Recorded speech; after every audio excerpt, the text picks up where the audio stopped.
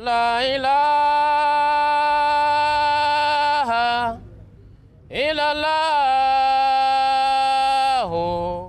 Muhammadur Rasulullah.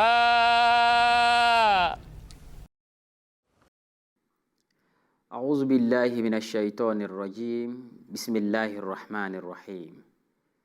Chers téléspectateurs, assalamu alaikum wa rahmatullahi wa barakatuh. Que la paix et la bénédiction d'Allah soient sur vous. C'est un plaisir de vous accueillir dans notre programme Voyage vers l'Islam.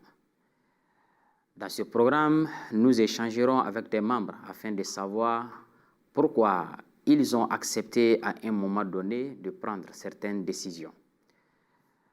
Aujourd'hui, nous allons parler d'une histoire très inspirante de notre très cher membre, M. Idrissa Sy, qui est né le 25 novembre 1955. C'est un père de famille. Il a accepté l'Ahmadiyya en 2014. M. Idrissa Sy, nous vous souhaitons la bienvenue dans notre studio. Alhamdulillah. Que ça soit ainsi. Alhamdulillah. Alhamdulillah. Jazakumullah. Veuillez vous présenter et dites-nous quel métier exercez-vous présentement. Je m'appelle Idrissa Sy. Je suis enseignant jusqu'à preuve le contraire. Bien que mon âge soit avancé, rien n'a été réduit de mon âge. C'est étonnant qu'à l'âge de 67 ans encore, je suis en train de servir pour l'État malien et que j'ai un salaire correct versé chaque mois. Alhamdulillah. Jazakumullah. Comment se porte votre famille? Ma famille se porte bien. Alhamdulillah. Est-elle religieuse ou pas? Ma famille est musulmane avant ma naissance. Et l'histoire marquante de ma famille, mon papa est parti à la Mecque en 1957. De son retour, il a trouvé son fils dans le cercueil qu'on devait amener à la tombe. Et c'était un coma de plusieurs heures. Lorsque mon papa est arrivé à mon chevet, il semble que j'ai toussé. On sait que l'enfant n'est pas mort, mais il était sous coma. Donc, on m'a défait du cercueil. Et alhamdulillah, c'est ce jeune-ci qui vit actuellement, c'est son 7 ans. Alhamdulillah. Vraiment, jazakumullah. Vraiment une histoire très intéressante. Bien, vous avez dit que votre famille est musulmane avant votre naissance. Ok, bien sûr, mais vous-même personnellement, quand est-ce que vous vous êtes intéressé à la religion? Très tôt, avec mon papa, j'allais à la mosquée, tout jeune. Mais j'ai fait un peu de mon enfance chez mon grand-père, à Mankroni, un lieu qu'on appelle Ngourdougoula.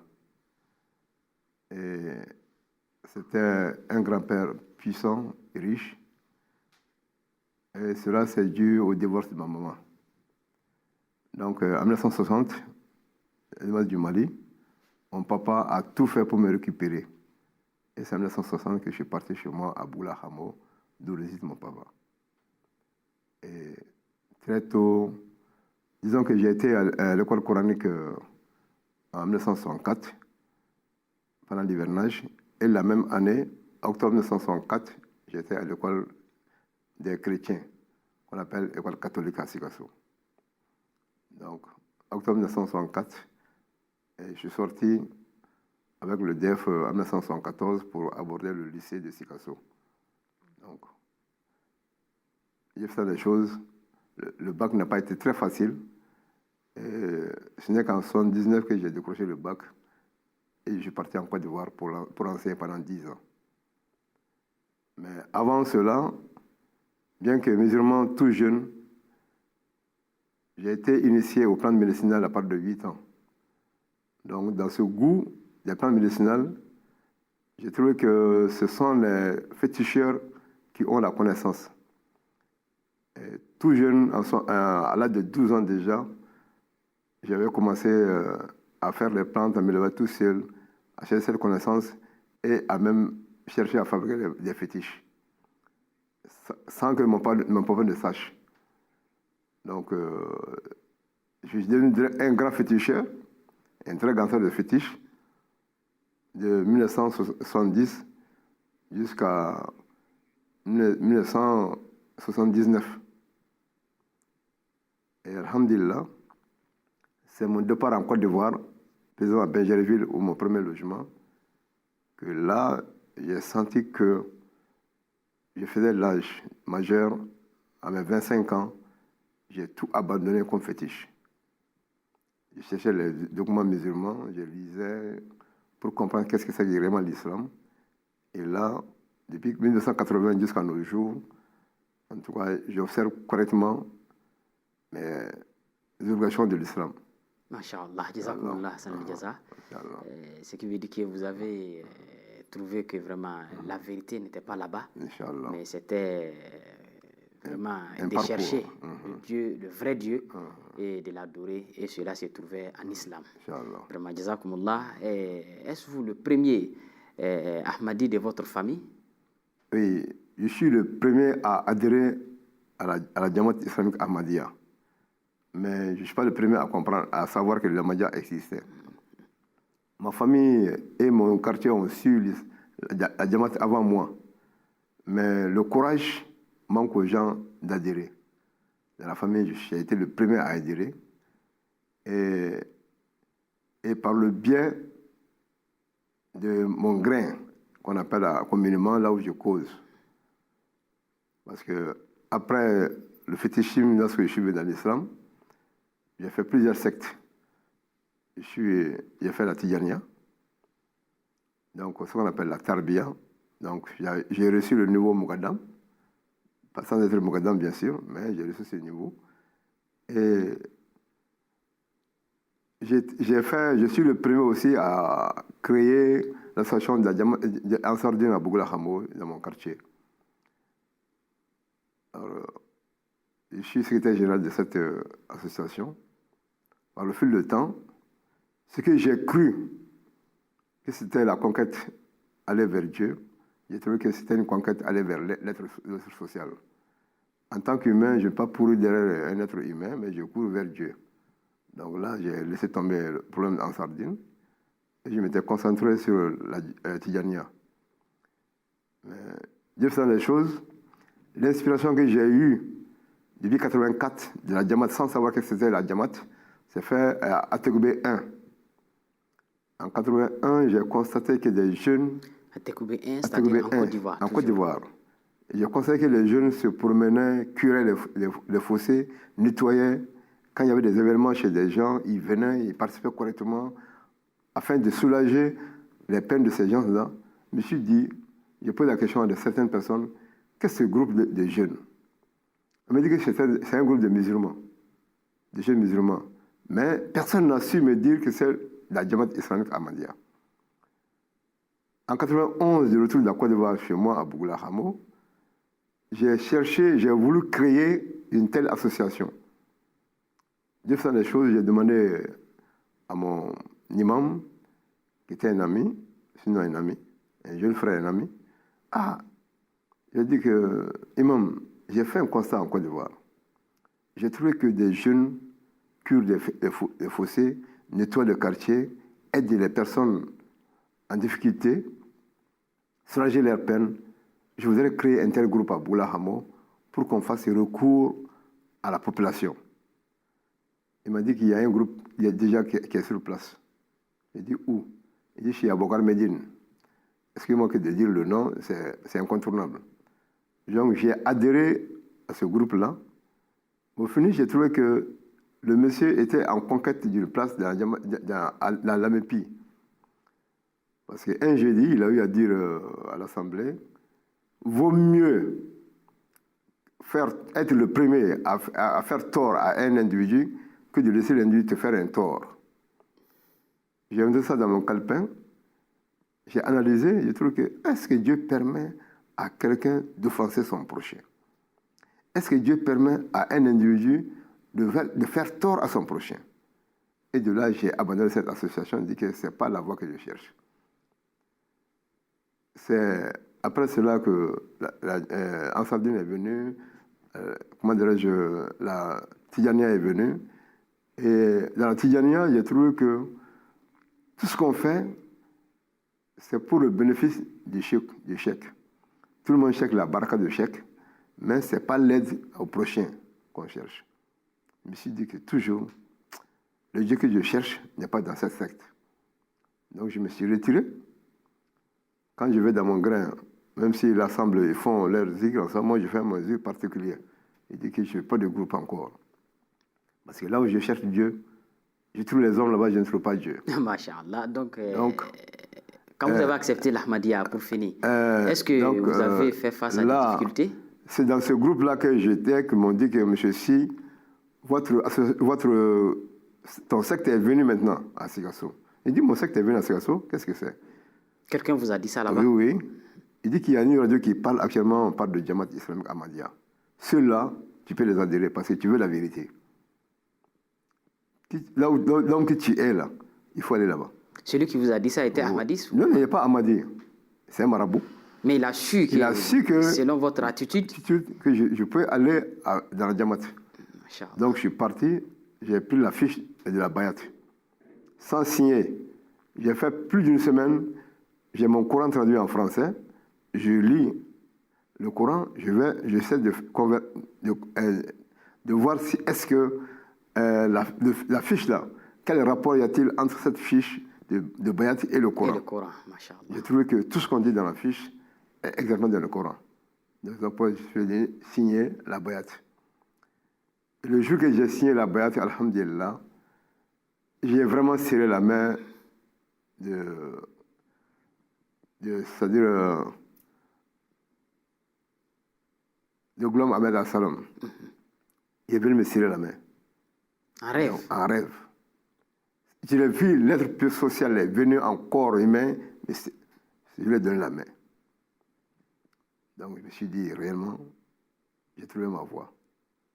Mais pouvez-vous nous parler un peu de la Bayat? Qu'est-ce que c'est que la Bayat? Bon, la Bayat, je pense que, comme on le dit, on dit que si Ahmadi vient, même s'il faut ramper sur les genoux, aller faire la Bayat, il faut le faire.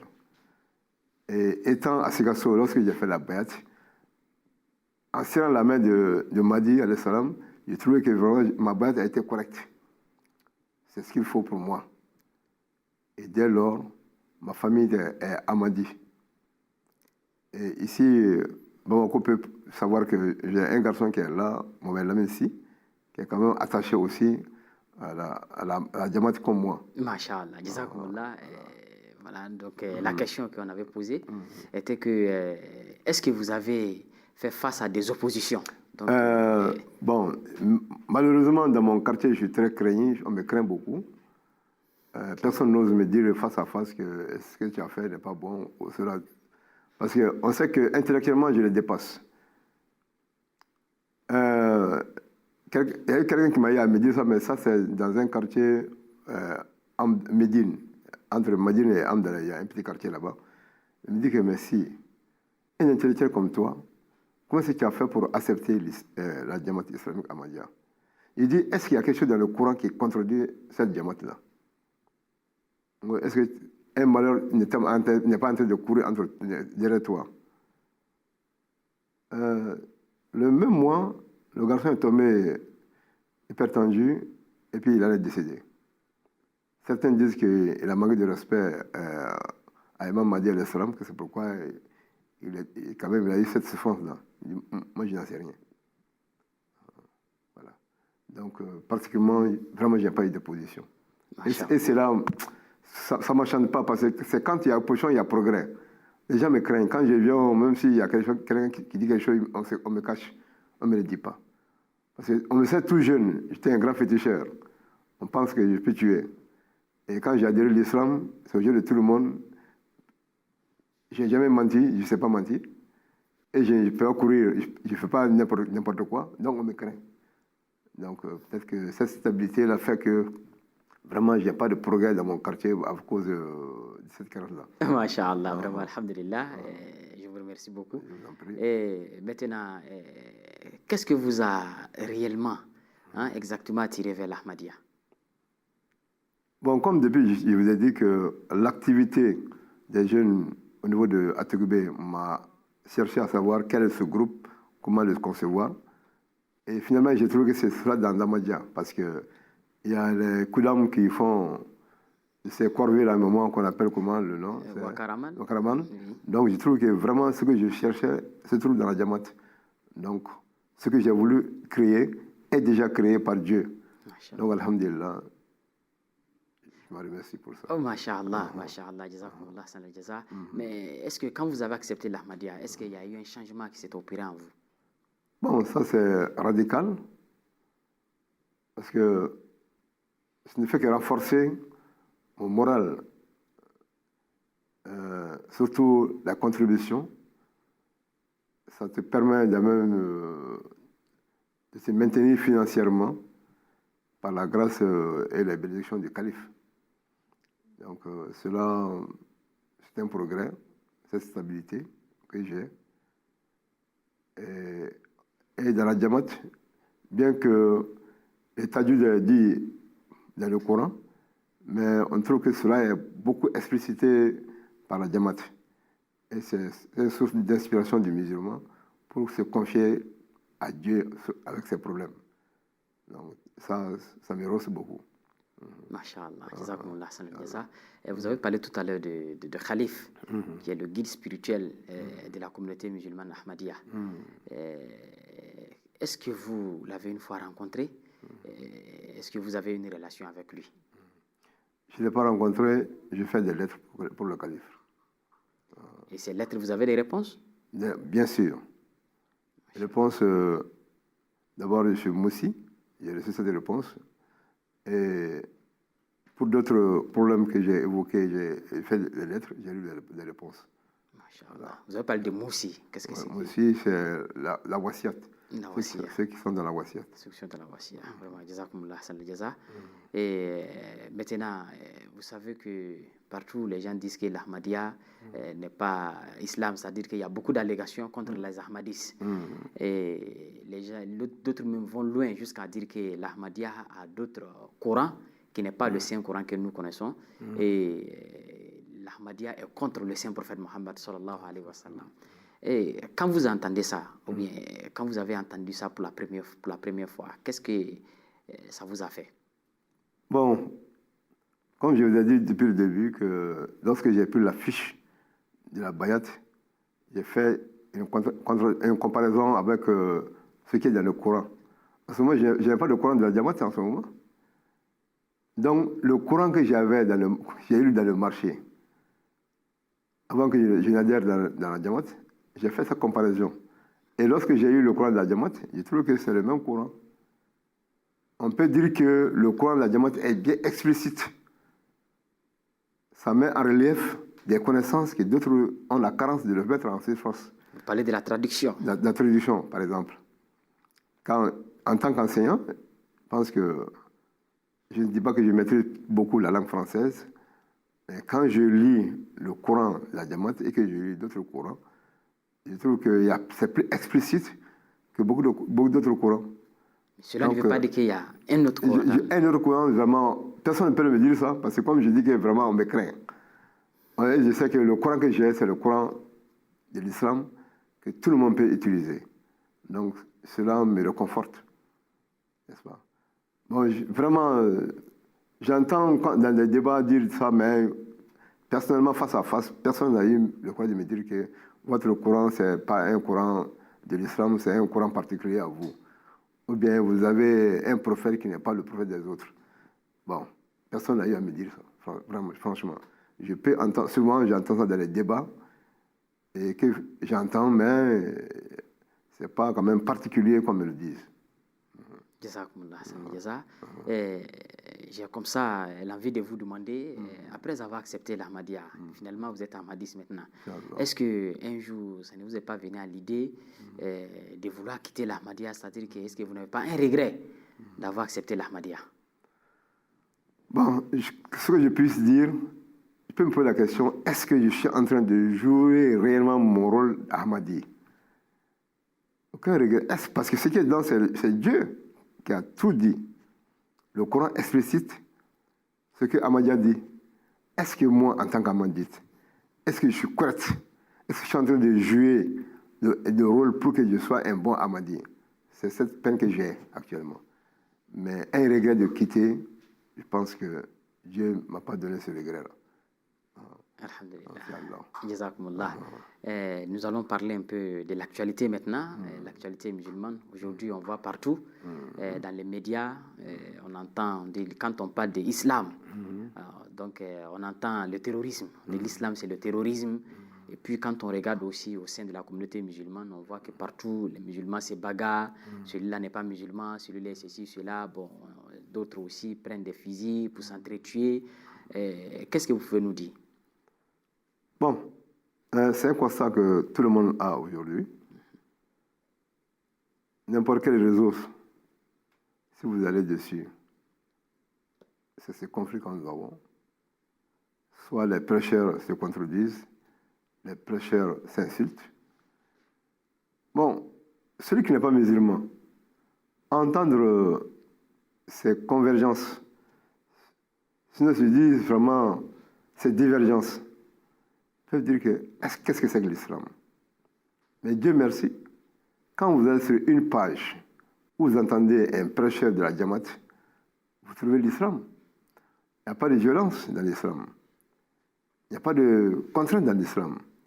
Donc on sait que la vraie religion de Dieu est maintenant dite par des Ahmadis.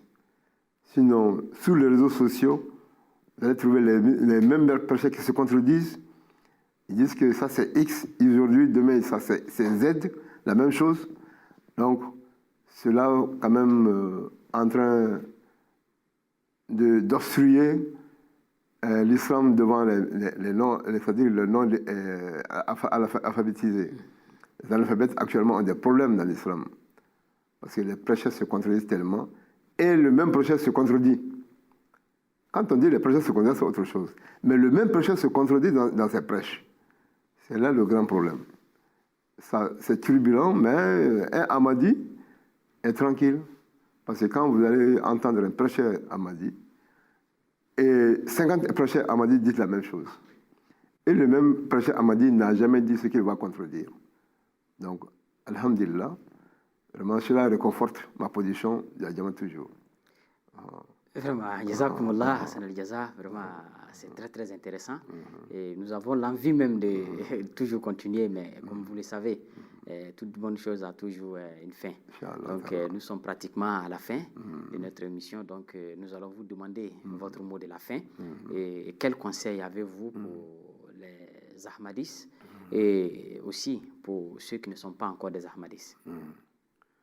Bon, ce que je voudrais dire actuellement pour Ahmadis, je pense que chaque Ahmadi doit essayer de se corriger, d'analyser ce qu'il fait.